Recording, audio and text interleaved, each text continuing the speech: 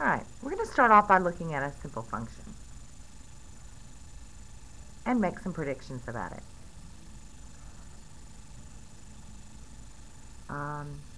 You can make the prediction that x squared divided by x is going to have a slant in behavior. Vertical asymptote at -2. Without doing any work, y-intercept would be -6/2 would be -3. If I know my vertical asymptote, I know that the domain would be not -2. So we know a lot of stuff already. I want to show you what this graph actually looks like. So I'm going to clear out everything else that was in my calculator, and we're going to put x squared minus x minus 6 divided by x plus 2. We're going to look at this graph.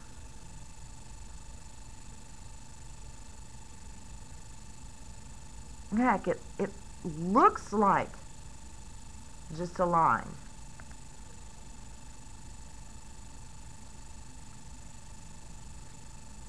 I'm going to try to zoom in because it's supposed to have a vertical asymptote.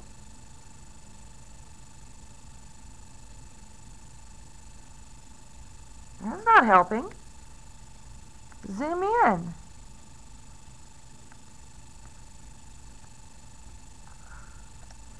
That's crazy, isn't it? Supposed to have a vertical asymptote right at -2. It doesn't even give me a y value there. Well, let's figure out why that is.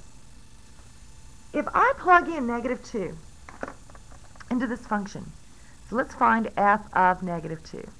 If you plug that in, calculators give me something really crazy.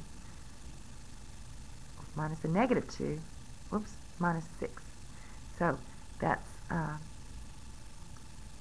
4 minus a -2, that's plus 2. So 4 plus 2 is 6. 6 minus 6 is 0. -2 plus 2 is 0. Now I know what I get when I have 0 on top. Like if I had 0 divided by something, I know that gives me 0. I know if I had 0 in the denominator, that's undefined. Well, this one is neither one. 0 divided by 0 is actually called an indeterminate form.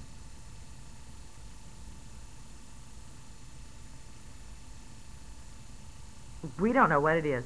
It's not 0, it's not undefined, it's not 1, it's there's so many things it could be that there's nothing we can really say. So that's what we have here. Now, what is that going to do to our graph? Now, as far as our graph, for each of these cases, we already know a little bit. If we have 0 in the numerator, we know that's our x-intercept. 0 in the denominator, that's a vertical asymptote. Now, we thought this one would give us a vertical asymptote. It didn't. But remember, when I plugged in -2 on my calculator, it didn't even give me anything for y.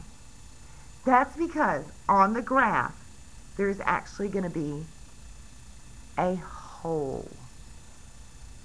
So let's figure out how we would work this out. Now, our first step is going to always be to factor. Factor our function. Factor anything and everything we can. So I would take that function, f of x equals x squared minus x minus 6 over x plus 2. And go ahead and factor it.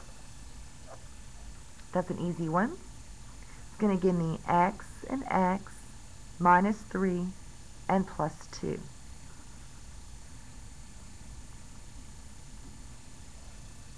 Okay. Now, next step is to divide out matching factors. But the only way we can do that is that we're going to have to tell people that that x value that causes those factors to be 0 is a bad number. It's giving us a whole. We need to make sure we write down your restricted domain. So as soon as you mark those out,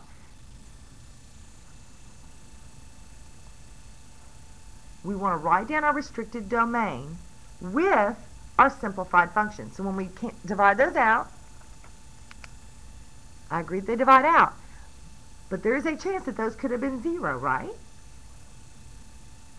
X cannot be -2. Now what you have done in that step is said the graph is going to look just like x minus 3, but with a whole at -2.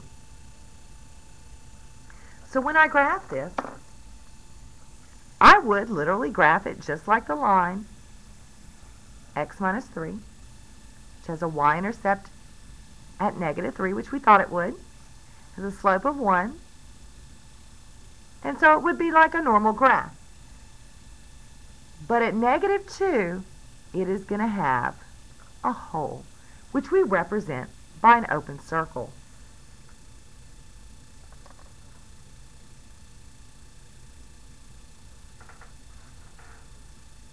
Now, I'd like to add a couple more examples here. And these are actually going to be different than the ones we did in class, because I'd like for you to see some other examples.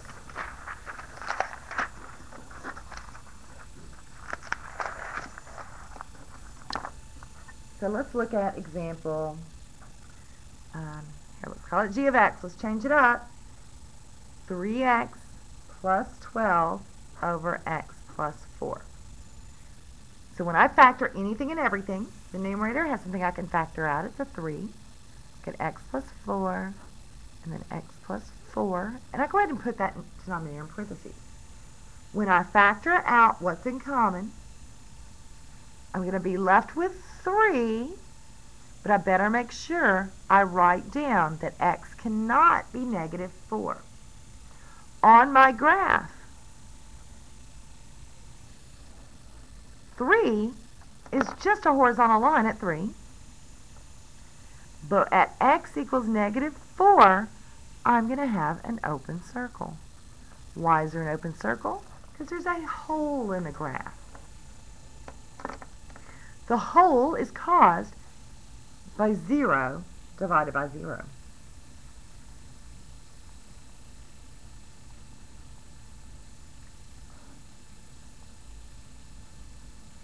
Alright, so the next one, we're going to factor anything and everything we can. The numerator, this one's an easy one, x plus 5 and x plus 3. Denominator, the x plus 3 and x minus 3. Now, we're going to divide out what we can. I see I have these that are matching. There's going to be a hole there. Where's the hole going to be? There's going to be a hole at -3. That is a hole. Now there's a lot of other things I know. This is a rational function still. We still have a hyperbola. What do we know about that hyperbola? Well, x plus 5 means I've got an x-intercept. 1, 2, 3, 4, 5. 1, 2, 3, 4, 5. At -5. My y-intercept is going to be at -1.2. So about here. Horizontal asymptote, divide x divided by x. It's going to give me a 1. Here's my horizontal asymptote. A vertical asymptote is going to be at 3. So you still have all of those features like you normally would. The difference is going to be that as I graph this, when I get to x is -3, which would be about here, there's going to be a hole. Everything else is going to work just like it always has. All we're doing is putting a hole on the graph.